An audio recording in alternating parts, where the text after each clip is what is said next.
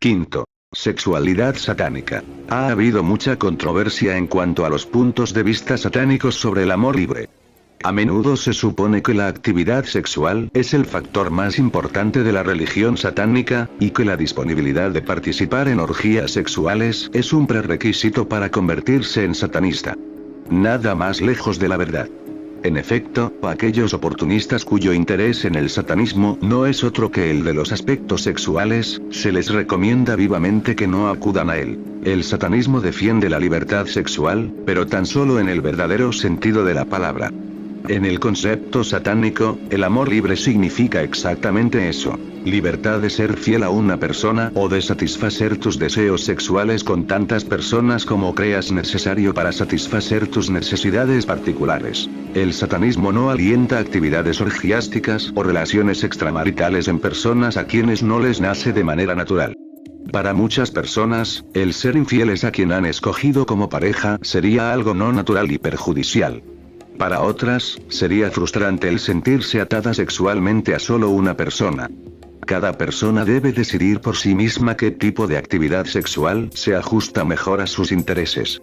El forzarte a ti mismo a ser adúltero, o a tener pareja sexual cuando no estás casado solo por querer probar a otros, o pero aún, probarte a ti mismo, que ya estás liberado del estigma de culpabilidad, es tan erróneo, según los parámetros del satanismo, como abstenerte de satisfacer tus deseos sexuales debido a sentimientos de culpa arraigados. Muchos de quienes están preocupados constantemente con demostrar su emancipación de la culpa sexual, en realidad están atados por una esclavitud sexual aún mayor que aquellos que aceptan la actividad sexual como una parte natural de la vida y no hacen tanta alaraca de su libertad sexual.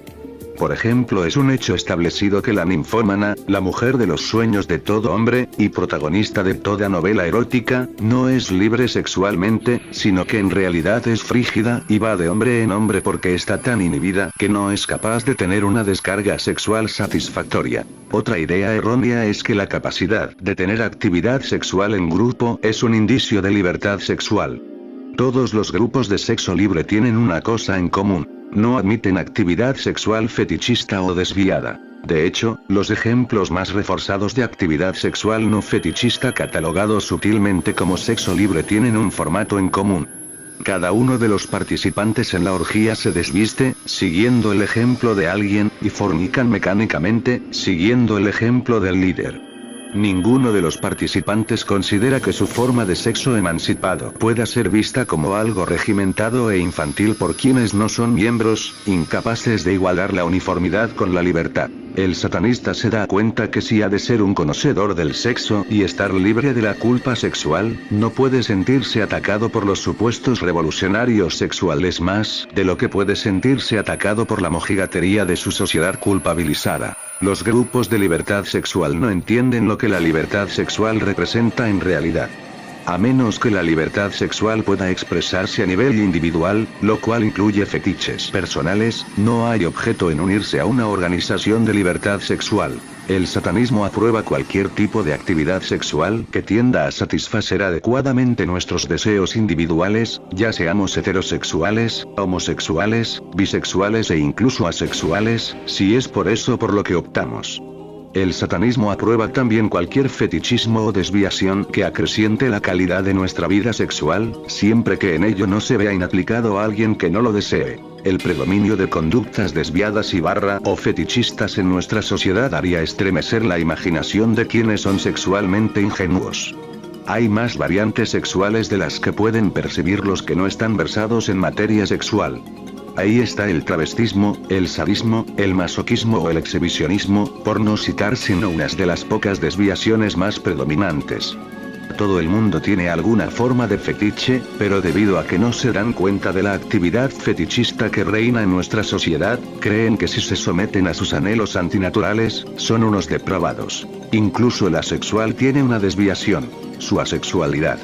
Es muchísimo más anormal tener una carencia de deseo sexual, a menos que se trate de un caso de enfermedad, de edad avanzada o de cualquier otra razón válida haya causado la disminución sexual, que ser sexualmente promiscuo. Sin embargo, si un satanista opta por elegir la sublimación sexual, prefiriéndola a cualquier otra expresión sexual abierta, eso es asunto suyo. En muchos casos de sublimación sexual, o de asexualidad, cualquier intento por emanciparse sexualmente podría tener resultados devastadores para el asexual. Los asexuales son invariablemente individuos que están sublimados sexualmente por sus empleos o por sus aficiones favoritas. Toda la energía e impulsos que normalmente estarían a la actividad sexual son canalizados hacia otros pasatiempos o hacia las ocupaciones que prefieran. Si una persona favorece otros intereses a la actividad sexual, es su derecho, y nadie tiene por qué condenarla por ello. Sin embargo, esa persona debería por lo menos reconocer el hecho de que ello es una sublimación sexual. Debido a la falta de oportunidades para expresarse, muchos deseos sexuales secretos no llegan jamás a trasponer el estado de la fantasía. El no descargarlos suele llevar a la compulsión y, por lo tanto, una gran cantidad de personas idean indetectables para dar rienda suelta a sus deseos. No por el hecho de que gran parte de la actividad fetichista no sea aparente exteriormente, quienes no son duchos en materia sexual han de engañarse pensando que tal actividad no existe. Para citar ejemplos de las ingeniosas técnicas utilizadas, el travesti masculino se dará gusto en su fetichismo llevando prendas interiores femeninas mientras se dedica a sus actividades cotidianas. O la mujer masoquista puede llevar una faja de goma varias tallas más pequeña que la suya, y de este modo estará todo el día en condiciones de obtener un placer de su incomodidad fetichista sin que nadie se aperciba de ello. Estas ilustraciones constituyen ejemplos mucho más suaves y prevalentes que otros que podrían haberse dado. El satanismo alienta cualquier forma de expresión sexual que desees, siempre y cuando no perjudiques a nadie más.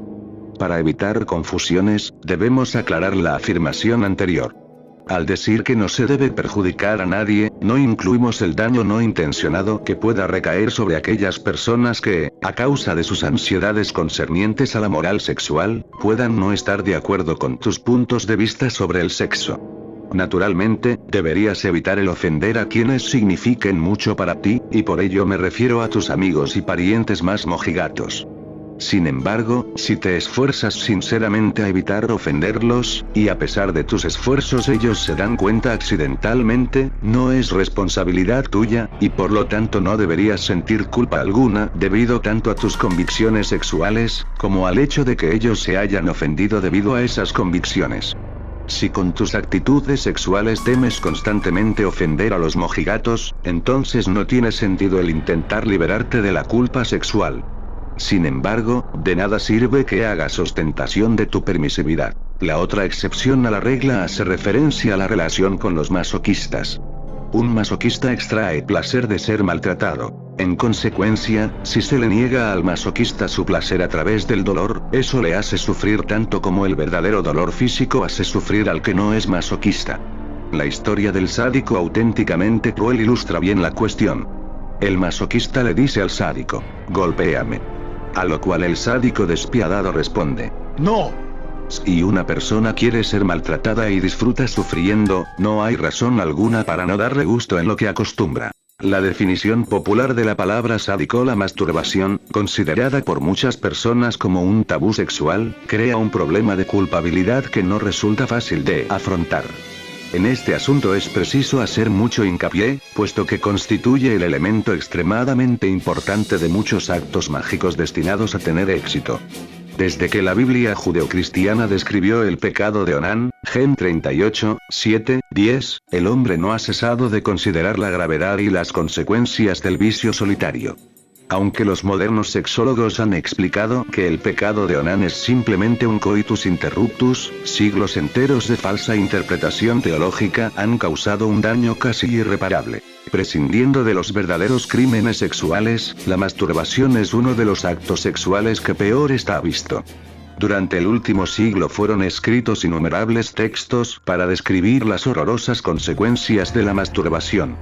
La palidez de la piel, la dificultad en la respiración, los granos en la cara y una pérdida del apetito no eran más que unas cuantas de las muchas características que se suponía provenían de la práctica de la masturbación. Se aseguraba que se produciría un total colapso físico y mental si no se atendían las advertencias de aquellos manuales destinados a la juventud. Las espeluznantes descripciones de tales textos resultarían casi risibles si no fuera por el hecho lamentable de que, a pesar de que los sexólogos, doctores o escritores contemporáneos han hecho mucho para eliminar el estigma de la masturbación, todos los muy arraigados sentimientos de culpabilidad creados por las absurdidades de aquellos primeros textos sexuales no han podido ser borrados sino de una manera parcial. Un gran porcentaje de personas, en especial aquellas que han rebasado la edad de 40 años, no pueden aceptar emocionalmente la circunstancia de que la masturbación es natural y saludable. Hay ciertas personas que ahora logran aceptarla intelectualmente, pero, como siguen considerándola con repugnancia, sucede que de un modo inconsciente comunican su repugnancia a sus hijos. En otros tiempos se pensaba que uno se volvería loco si, a pesar de todas las advertencias, persistía en sus prácticas autoeróticas. Este ridículo mito tomó cuerpo a causa de ciertos informes que pretendían que la masturbación estaba muy extendida entre los residentes de los centros psiquiátricos.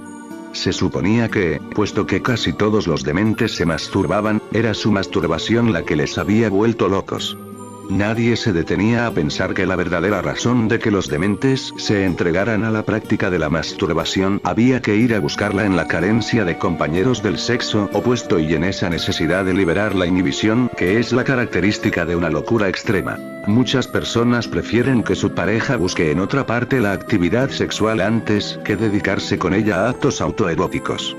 En esto influyen los propios sentimientos de culpabilidad, más una repugnancia a realizar una masturbación mutua. Hay casos en los que existe también el temor a la repugnancia de la pareja. Sin embargo, es sorprendente el número de casos en los que se obtiene una perversa excitación al ver a nuestra pareja tener una experiencia sexual con otra persona. Esto es bastante corriente, aunque raras son las personas que se atreven a reconocerlo. Por mucho que nos hayan hablado de la Inmaculada Concepción, habría que tener una fe muy ciega para tragarse esa absurdidad. Todos sabemos muy bien que si queremos traer al mundo a un niño, tenemos que mantener un contacto sexual con una persona del sexo opuesto. Si uno se siente culpable al cometer el pecado original, entonces no hay duda de que se sentirá mucho más culpable al realizar un acto sexual pensando tan solo en uno mismo, y no en la necesidad de crear hijos. Los satanistas se dan plena cuenta de las razones por las cuales los sacerdotes declaran pecaminosa la masturbación. Tal como ocurre con todos los otros actos naturales, las personas la realizarán por mucho que las reprendan severamente. Ahora bien, provocar un sentimiento de culpabilidad es una importante faceta de su perverso plan para inducir a las personas a expiar sus pecados. ¿Y qué mejor manera de expiarlos que pagando las hipotecas sobre los templos de la abstinencia? Aun cuando el hombre moderno no sienta ya, o crea no sentirse ya, bajo el peso de un sentimiento de culpabilidad provocado por la religión, la verdad es que todavía se siente avergonzado si cede al deseo de masturbarse. Un hombre puede sentirse privado de su masculinidad si se satisface autoeróticamente en lugar de entregarse al juego competitivo de dar casa a una mujer. Es posible que una mujer se sienta tentada a satisfacerse a sí misma sexualmente, pero aún así echará de menos esa satisfacción egotista que proviene del deporte de la seducción. Ni el casi Casanova ni la ficticia vampiresa se sienten a gusto cuando están obligados a recurrir a la masturbación para obtener una satisfacción sexual. Ambos preferirían incluso un compañero inadecuado. Sin embargo, satánicamente hablando, es mucho mejor entregarse a una fantasía perfecta que participar con otra persona en una vacua experiencia. Con la masturbación, uno domina completamente la situación. Para ilustrar el hecho indiscutible de que la masturbación es una práctica normal y saludable, diremos que es realizada por todos los miembros del reino animal. Los niños también se rinden a sus instintivos deseos masturbatorios, salvo que hayan sido regañados por unos padres indignados. Desde luego, en esto suele haber una tradición que se remonta de hijos a padres a todo lo largo de una infinita línea ascendente. Es lamentable, pero cierto, que los sentimientos de culpabilidad sexual de los padres se transmiten inmutablemente a sus hijos. Con el objeto de salvar a nuestros hijos del triste destino sexual de nuestros abuelos, nuestros padres, y posiblemente del nuestro propio, nuestra obligación es conseguir que el perverso código moral del pasado quede expuesto tal como es. Una serie de reglas pragmáticas organizadas que, si obedecemos de un modo rígido, nos destruirán. Podemos estar seguros de que, si no nos liberamos de los ridículos niveles sexuales de nuestra sociedad actual, y en ellos incluimos a la pretendida revolución sexual, persistirá la neurosis provocada por esas sofocantes regulaciones. La adhesión a la nueva moralidad del satanismo, que es razonable y humanitaria, servirá al desarrollo de una sociedad en la que nuestros hijos podrán crecer saludablemente y sin los devastadores inconvenientes morales de una sociedad actual que está enferma. Sexto. Amor y odio. El satanismo representa amabilidad con aquellos que se la merecen en lugar de amor desperdiciado en ingratos. No puedes amar a todo el mundo. Es ridículo pensar que puedes. Si amas a todo y a todos perderás tus poderes naturales de selección y acabarás siendo un pésimo juez del carácter y de la cualidad. Si algo es usado con demasiada libertad pierde su verdadera importancia. Por lo tanto, el satanista cree que deberías amar fuerte y completamente a aquellos que se merecen tu cariño, pero nunca des la otra mejilla a tu enemigo. El amor es una de las emociones más intensas sentidas por el hombre, otra es el odio. Obligándote a sentir amor indiscriminado es algo poco natural. Si tratas de amar a todo el mundo, lo único que consigues es lesionar tus sentimientos hacia aquellos que se merecen tu amor. El odio reprimido puede causar muchos malestares físicos y emocionales. Al aprender cómo descargar tu odio y dirigirlo a quienes se lo merecen, te limpias a ti mismo de todas esas emociones malignas y no descargarás tu odio reprimido sobre tus seres amados. Nunca ha habido un gran movimiento de amor en la historia de la humanidad que no haya terminado asesinando una gran cantidad de personas, habremos de suponer que era para probar cuánto las amaban. Todo hipócrita que ha caminado sobre la faz de la tierra ha tenido sus bolsillos rebosantes de amor. Todo religioso farisaico aseguran amar a sus enemigos, aunque le atacan, se consuela pensando Dios los castigará. En lugar de admitir que son capaces de odiar a sus enemigos y tratarlos como se merecen, dicen, bueno, pero por la gracia de Dios, voy a rezar por ellos. Porque habríamos de humillarnos y rebajarnos a nosotros mismos al sacar una comparación tan incorrecta. Se ha pensado que el satanismo es sinónimo de crueldad y brutalidad. Esto se debe a que la gente tiene miedo de enfrentar la verdad, y la verdad es que el ser humano no es tan benigno o tan dispuesto a amar. Solo porque el satanista admite que el ser humano es capaz tanto de amar como lo es de odiar, es considerado odioso. Al contrario, ya que es capaz de dar rienda suelta a su odio a través de una expresión ritualizada, es mucho más capaz de amar, con el más profundo amor. Reconociendo y admitiendo honestamente que siente tanto amor como odio, no va a confundir una emoción con la otra. Si no eres capaz de experimentar una de estas dos emociones, no podrás experimentar la otra completamente. Séptimo. No todos los vampiros chupan sangre. El satanismo representa responsabilidad para el responsable, en lugar de preocuparse por vampiros psíquicos. Mucha gente que anda por el mundo practica el fino arte de hacer que otros se sientan responsables y hasta en deuda con ellos sin causa alguna. El satanismo reconoce a estas alimañas por lo que son realmente. Los vampiros psíquicos son personas que privan a otros de su energía vital. Este tipo de persona puede hallarse en todos los niveles de la sociedad.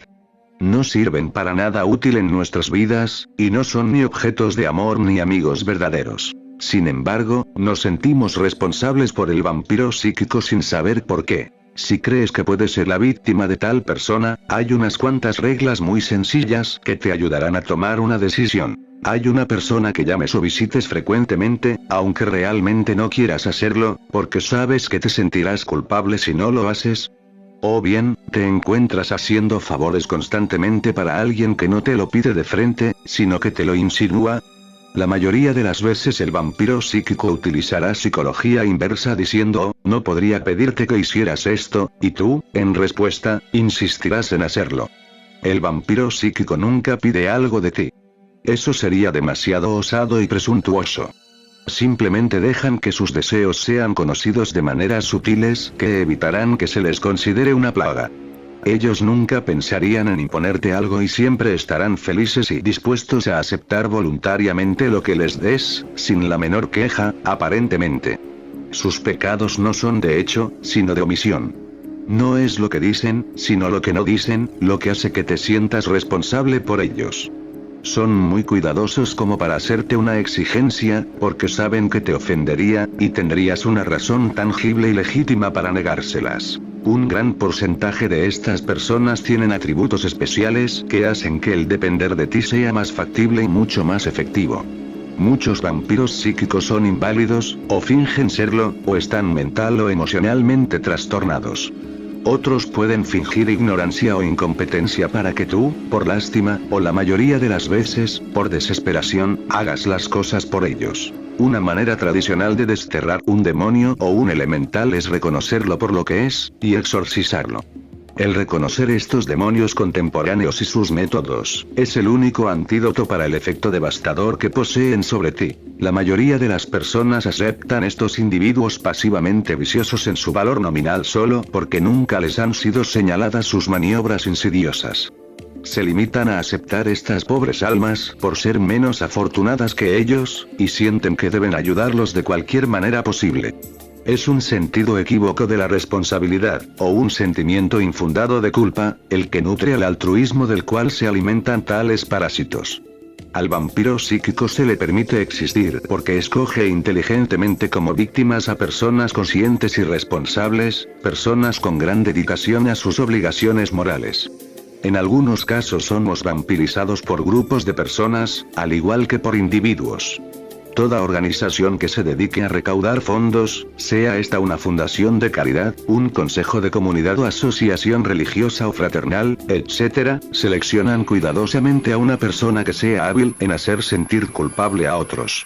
El trabajo de esta persona es el de intimidarnos para que primero abramos nuestros corazones, y luego nuestra cartera, a quienes se van a beneficiar de su buena voluntad, sin mencionar que en muchos casos, no donan su tiempo desinteresadamente, sino que están recibiendo un jugoso salario por su noble acción. Son maestros en jugar con la compasión de la gente responsable. Cuán a menudo vemos niños pequeños que han sido enviados por estos fajines santurrones para extraer sin dolor donaciones de la gente de buen corazón. ¿Quién puede resistirse al encanto y la inocencia de un niño? Estas son, obviamente, personas que no son felices a menos que estén dando, pero la mayoría de nosotros no encaja en esta categoría. Desafortunadamente, la mayoría de las veces estamos haciendo cosas que la verdad no sentimos que se necesite que hagamos. Una persona consciente halla muy difícil el decidir entre la caridad voluntaria y la obligada. Querrá hacer lo que sea más justo y correcto, y lo más seguro es que halle desconcertante el hecho de tratar de decidir a quién debería ayudar y qué cantidad de ayuda se espera de él, legítimamente. Cada persona debe decidir por sí misma cuáles son sus obligaciones para con sus amigos, familia y comunidad respectivas. Antes de donar tiempo y dinero a personas fuera de su círculo familiar y de amigos, debe decidir cuánto puede, sin privar de algo a sus seres queridos. Al considerar todo esto, debe de asegurarse que se incluirá a sí mismo entre sus seres queridos. Debe evaluar cuidadosamente la validez de la petición que se le hace, y la personalidad o motivos de quien le hace dicha petición. Para una persona resulta extremadamente difícil aprender a decir no cuando toda su vida ha dicho sí. Pero a menos que quiera que se aprovechen de él constantemente, tiene que aprender a decir no cuando las circunstancias lo justifiquen. Si se los permites, los vampiros psíquicos se infiltrarán en tu vida gradualmente hasta que ya no tengas privacidad, y tu constante preocupación por ellos te irá dejando sin ambición alguna. Un vampiro psíquico seleccionará siempre a una persona que esté relativamente satisfecha con su vida, una persona que esté felizmente casada, satisfecha con su trabajo, y que por lo general está bien adaptada al mundo que le rodea, para alimentarse de ella. El solo hecho que un vampiro psíquico escoge a una persona feliz para hacerla su víctima demuestra que a él le faltan todas las cosas que tiene la otra persona. Hará todo lo que pueda para provocar problemas y discordia entre su víctima y las personas a quienes más estima. Por lo tanto, ten cuidado de cualquier persona que parezca no tener amigos de verdad y sin interés aparente en la vida, excepto tú. Lo más seguro es que te diga que es muy selectivo con sus amistades, o que no hace amigos fácilmente debido a que sus parámetros son muy altos a la hora de escoger amigos. Para conseguir y conservar amigos, uno debe estar dispuesto a dar algo de sí mismo, cosa que el vampiro psíquico es incapaz de hacer. Pero se apresurará a añadir que tú llenas todos los requisitos y que verdaderamente eres una sobresaliente excepción sobre todo el género humano, que tú eres uno de los pocos que son dignos de su amistad. A menos que confundas amor desesperado, que es una cosa bastante egoísta, con vampirismo psíquico, hay que aclarar la enorme diferencia entre ambos. La única manera de determinar si estás siendo vampirizado es sopesar lo que le das a esa persona, y compararlo con lo que esa persona te da a cambio. A veces puede que te irriten las obligaciones que te impone un ser querido, un amigo cercano, o hasta tu jefe. Pero antes de que los consideres vampiros psíquicos, debes preguntarte a ti mismo ¿qué obtengo a cambio? Si tu pareja insiste en que la llames con frecuencia, y le pides que tenga en cuenta el tiempo que pasa lejos de ti, has de saber que esa es una situación de toma y daca. O si un amigo tiene la costumbre de llamarte a pedirte favores en los momentos más inoportunos, pero igualmente dependes de ellos para dar prioridad a tus necesidades más inmediatas, considéralo como un intercambio favorable. Si tu jefe te pide que hagas un poco más de lo que normalmente se espera que hagas, pero en el futuro ignorará una tardanza ocasional o te dará tiempo libre cuando lo necesites, seguramente no tienes razón alguna para quejarte ni necesitas sentir que se está aprovechando de ti. Sin embargo, estarás siendo vampirizado si te llaman incesantemente o esperan que hagas algún favor por alguien que, cuando necesites un favor, siempre resulta tener otras ocupaciones más importantes. Muchos vampiros psíquicos te darán cosas materiales con el propósito expreso de hacerte sentir que les debes algo a cambio, y de esta forma te atan a ellos. La diferencia entre tu dar y el de ellos es que tu forma de pagarles a cambio siempre ha de ser algo no material. Quieren que te sientas obligado hacia ellos, estarían muy decepcionados y hasta resentidos si intentases compensarles con cosas materiales. En esencia, les habrás vendido tu alma y al no recordártelo, te recordarán constantemente que estás en deuda con ellos. Siendo puramente satánico, la única manera de tratar con un vampiro psíquico es hacerte el tonto y actuar como si fueran altruistas genuinos, y que realmente no esperan nada a cambio. Enséñales una lección al aceptar gentilmente lo que te dan, agradeciéndoles lo suficiente como para que se entere todo el mundo, y luego te vas. De esta manera saldrás victorioso. ¿Qué podrán decir? Y cuando, inevitablemente, se espere de ti que retribuyas su generosidad, aquí viene lo difícil. Dices no, pero, una vez más, gentilmente. Cuando sientan que estás escapando de sus garras, pasarán dos cosas. Primero, actuarán destrozados, esperando que tu antiguo sentimiento del deber y de compasión y de deber aflore nuevamente, y cuando, y si, nada sucediese, mostrarán su verdadera identidad y se mostrarán furiosos y vengativos. Una vez que los tengas en este punto, podrás hacer el papel de la parte ofendida. Después de todo, no has hecho nada malo, simplemente tenías otras obligaciones más urgentes en el momento, y ya que no se esperaba nada a cambio de su obsequio, no debería haber resentimiento de parte de ellos. Por lo general, el vampiro psíquico se dará cuenta que sus métodos han sido descubiertos y no presionará la situación. No seguirá desperdiciando su valioso tiempo contigo, sino que se moverá hacia la siguiente víctima indefensa. Sin embargo, hay momentos en los que el vampiro psíquico no soltará su presa tan fácilmente, y hará todo lo que esté a su alcance para atormentarte. Para esto tendrán mucho tiempo disponible, ya que una vez rechazados, dejarán todo a un lado, es decir, lo poco que tengan, para dedicar cada momento de vigilia a planear la venganza a la que creen tener derecho. Por esta razón, lo mejor es, primero que todo, evitar una relación con este tipo de personas. Su adulación y dependencia de ti puede, al principio, ser muy halagadora, y sus obsequios materiales muy atractivos, pero una y otra vez terminarás pagando un precio bastante alto por ellos. No desperdicies tu tiempo con personas que terminan destruyéndote. En vez de ello, concéntrate en quienes apreciarán tu responsabilidad hacia ellos y, de la misma manera, ellos hacia ti. Y si eres un vampiro psíquico, atiende este consejo. Cuídate del satanista, está pronto y dispuesto a clavar gustosota estaca proverbial en tu corazón. Octavo. Complacencia, no compulsión. El punto más alto del desarrollo humano es la conciencia de la carne. El satanismo alienta a sus seguidores a darse gusto en sus instintos naturales. Solo así puede ser una persona completamente satisfecha sin frustraciones que puedan ser perjudiciales para ti y para las personas a tu alrededor. Por lo tanto, la descripción más simplificada de la creencia satanista es complacencia en lugar de abstinencia. La gente suele confundir la compulsión con la complacencia, pero entre las dos hay una diferencia enorme. Una compulsión nunca es creada por el complacerse, sino por no ser capaz de hacerlo. El hacer de algo un tabú, solo sirve para intensificar el deseo. A todo el mundo le gusta hacer cosas que se le dice que no hagan. Las frutas prohibidas son las más dulces.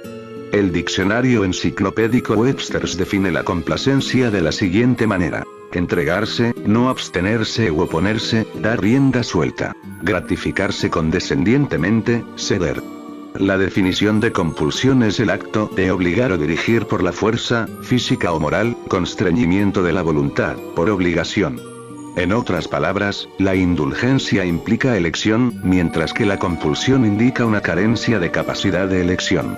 Cuando una persona no satisface sus deseos de manera apropiada, comienza rápidamente a desarrollar compulsiones y a volverse compulsivo. Si todo el mundo tuviese un momento y lugar con el propósito de darse gusto y complacerse periódicamente en sus placeres personales, sin temor al reproche o a avergonzarse por ello, estarían lo suficientemente libres de llevar vidas sin tipo alguno de frustración en el mundo cotidiano. Serían libres de zambullirse por completo en cualquier empresa que elijan, en lugar de hacer sus deberes a medias, sus necesidades creativas frustradas por negarse a sí mismos sus deseos naturales. En la mayoría de los casos, esto se aplicaría, pero siempre habrán quienes trabajen mejor bajo presión.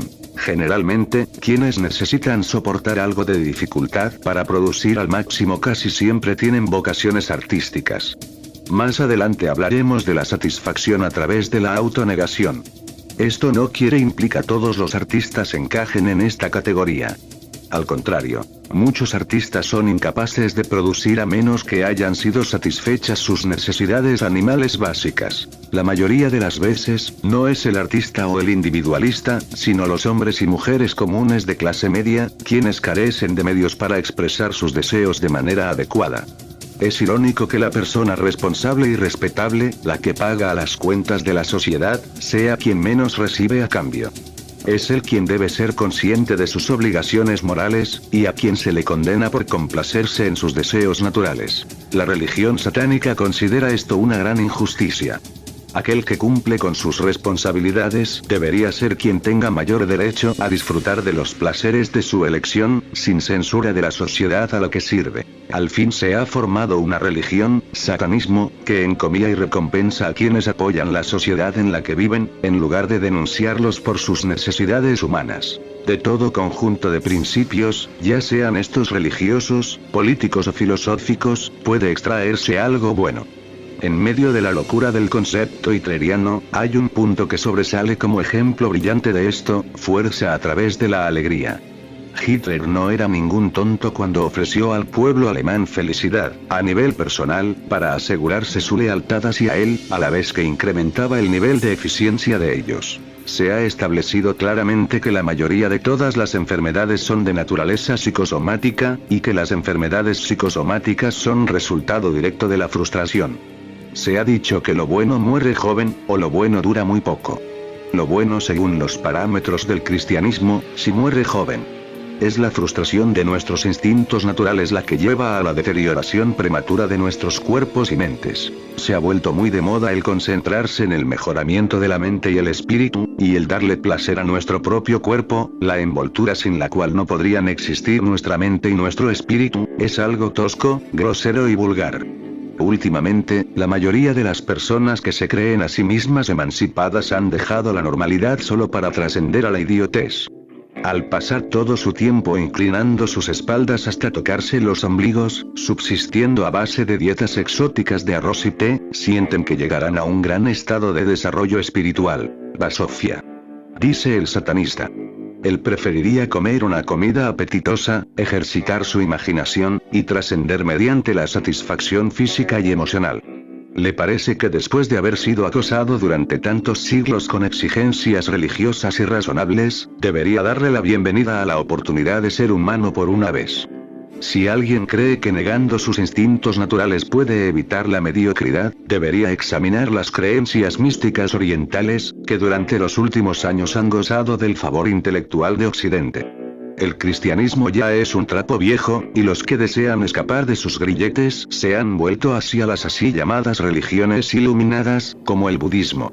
Si bien el cristianismo se merece toda la crítica que ha recibido, tal vez haya tomado más carga de culpa de lo que debiera. Los seguidores de las creencias místicas son tan culpables del poco humanismo como los cristianos descarriados. Ambas religiones están basadas en filosofías trilladas, triviales, pero los místicos religiosos dicen ser iluminados y estar emancipados del dogma culpabilizante tipificado por el cristianismo. Sin embargo, el místico oriental está mucho más preocupado que el cristianismo con evitar acciones y comportamientos animales que le recuerden que no es un santo, sino un hombre, solo otra forma de animal, a veces mejor, la mayoría de las veces peor que el resto de animales, quien, por su divino desarrollo espiritual e intelectual, se ha convertido en el más vicioso de los animales. El satanista pregunta, ¿qué hay de malo en ser humano, y tener limitaciones humanas así como recursos humanos? Al negar sus deseos, el místico no se acerca más a compulsiones que su alma gemela, el cristiano. Las creencias místicas orientales le han enseñado a la gente a contemplar sus ombligos, pararse de cabeza, mirar paredes en blanco, evitar el uso de apelativos, y disciplinarse a ellos mismos contra cualquier deseo de placer material. No obstante, estoy seguro que habrán visto muchos yogas supuestamente disciplinados con la misma incapacidad de controlar su hábito de fumar que cualquiera. O tal como tantos budistas supuestamente emancipados se excitan igual que alguien menos iluminado cuando se encuentra un miembro del sexo opuesto, y en algunos casos del mismo. Sin embargo, cuando se le pide que explique la razón de su hipocresía, se refugian en la ambigüedad que caracteriza a su fe, nadie los puede atrapar ya que no dan respuestas directas. El hecho es que lo que ha llevado a este tipo de persona a una fe que predica la abstinencia, es la indulgencia. Su masoquismo compulsivo es la razón para elegir una religión que no solo defiende la autonegación, sino que también los ensalza por ello, y les da una manera santurrona de expresar sus necesidades masoquistas. Mientras más abusos puedan aguantar, más santos se vuelven. Para muchas personas, el masoquismo representa un rechazo de la indulgencia.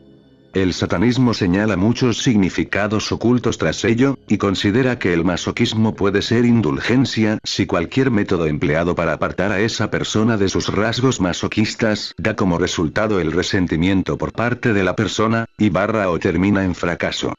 El satanista no condena a estas personas por dar rienda suelta a sus necesidades masoquistas, pero siente un desprecio máximo hacia quienes no pueden ser lo suficientemente honestos, por lo menos con ellos mismos, para enfrentar y aceptar su masoquismo como parte natural de los rasgos de su personalidad. El tener que utilizar la religión como una excusa para su masoquismo ya es algo nocivo de por sí, pero estas personas tienen el descaro de sentirse superiores a quienes no se entregan a la expresión autoengañosa de sus fetiches. Estas personas deberían ser las primeras en condenar a un hombre que halló su descarga semanal con una persona que lo golpeó bastante, librándose por lo tanto de una necesidad que, de no ser satisfecha, lo convertiría, más de lo que ya es, en un asistente compulsivo a la iglesia, o en un fanático religioso. Al hallar una descarga adecuada para sus deseos masoquistas, no necesita degradarse y negarse a sí mismo a cada segundo que pasa, como lo hacen estos masoquistas compulsivos. Los satanistas son alentados a darse gusto en los 7 pecados mortales, ya que no requieren herir a nadie. Solo fueron inventados por la Iglesia cristiana para asegurar el sentimiento de culpa de parte de sus seguidores. La Iglesia cristiana sabe que para cualquiera es imposible evitar cometer tales pecados, ya que son cosas que, siendo humanos, la mayoría hacemos de la manera más natural. Después de haber cometido inevitablemente uno de estos pecados, se ofrecen donativos financieros a la iglesia para sobornar a Dios por los pecados, y para apaciguar la conciencia del feligrés. Satán nunca ha necesitado un libro de reglas, ya que las fuerzas vitales de la naturaleza se ha ocupado de mantener al hombre en pecado, y su propósito es mantenerlo así, tanto a él como a sus sensaciones.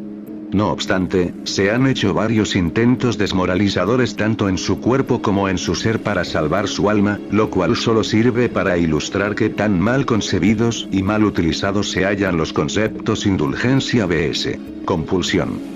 Ciertamente, la actividad sexual está más que permitida y alentada por el satanismo, pero obviamente el hecho que sea la única religión que toma esta posición honestamente, es la única razón por la que tradicionalmente se le ha dado tanto espacio literario. Naturalmente, si la mayoría de la gente pertenece a religiones que los reprimen sexualmente, cualquier cosa escrita sobre este tema tan provocativo les hará leerlo cuidadosamente. Si todos los intentos de vender algo, bien sea un producto o una idea, han fracasado, el sexo siempre lo venderá.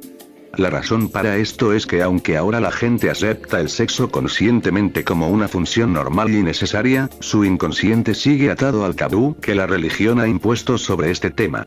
Así pues, una vez más, lo que es negado es lo que se desea más intensamente. Es el misterio que rodea al sexo lo que hace que la literatura dedicada a los puntos de vista satánicos sobre el tema oscurezca todo lo que se ha escrito sobre el satanismo. El verdadero satanista no se deja dominar por el sexo más de lo que se deja dominar por cualquiera de sus otros deseos. Tal como ocurre con todas las cosas que producen placer, el satanista impera sobre su sexo, en vez de ser controlado por el sexo. No es el monstruo pervertido que acecha esperando la oportunidad de desflorar cuanta joven virgen se encuentre, ni es el degenerado que recorre furtivamente los puestos de revistas sucias, excitándose con las fotografías obscenas. Si la pornografía satisface su necesidad del momento, compra algunos artículos especiales y los lee cuidadosamente en su tiempo libre. Tenemos que aceptar el hecho que el hombre está disgustado por ser reprimido constantemente, pero debemos hacer todo lo que podamos para por lo menos templar los deseos pecaminosos del hombre, para que no surjan rampantes en esta nueva era, le contesta el religioso convencional al satanista, a lo cual este le replica: ¿por qué seguir pensando en esos deseos como vergonzosos y como algo a lo que hay que reprimir, si ahora admite que son naturales? Podría ser que los religiosos de luz blanca están un poco resentidos por no haber pensado en una religión, antes que lo hiciese el satanismo, que fuera agradable profesar. Y que si se supiese la verdad, no les gustaría disfrutar un poco más de la vida, pero por temor a desprestigiarse, no pueden admitirlo. Podría ser también que temen que la gente, después de enterarse qué es el satanismo, se dirán a sí mismos: esto es para mí, ¿por qué debería continuar en una religión que me condena por todo lo que hago, aunque no haya nada malo en ello?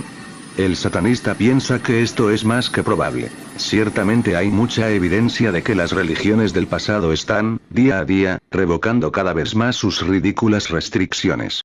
Aún más, cuando toda una religión está basada en abstinencia en lugar de indulgencia, como debería ser, poco le queda cuando ha sido revisada para enfrentarse con las necesidades actuales del hombre.